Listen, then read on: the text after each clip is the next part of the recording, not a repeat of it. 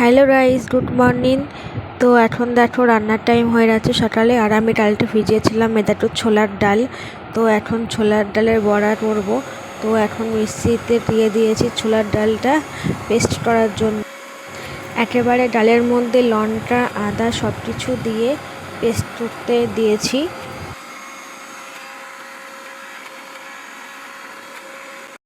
Paste হয়ে যাচ্ছে ডালটা আমার এখন। তারপরে এর মধ্যে দেখো কালো জিরে দিয়েছি, পরিমাণ মতো হলুদ লবণ দিয়ে একটু মাখিয়ে তারপরে এই যে কড়াইয়ের মধ্যে তেল গরম করে তারপরে কড়াইয়ের মধ্যে দিয়ে দিয়েছি। এখন বড়াগুলোটা আমি ভেজে নিই।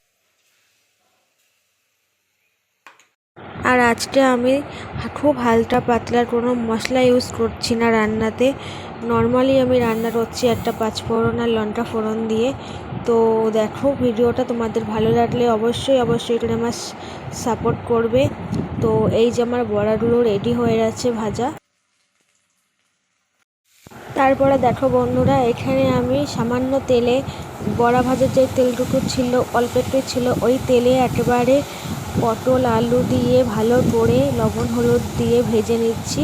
খুবই হালকা তেলে রান্না করব। আর এখানে রয়েছে সজনের ডাঁটা, এই ডাঁটাগুলো দেবো যখন ঝোলটা ফুটে উঠবে সেই সময়।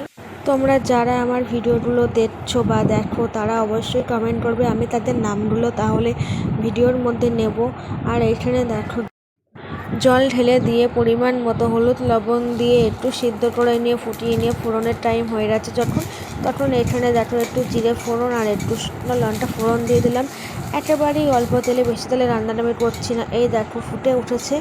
তো আমার রান্নাটা প্রায় রেডি হয়ে যাচ্ছে, কারণ সব কিছু গলে গেছে, ডাঁটা পটল আলু আর বড়াটাও আমি এইমাত্র দিয়ে দিলাম।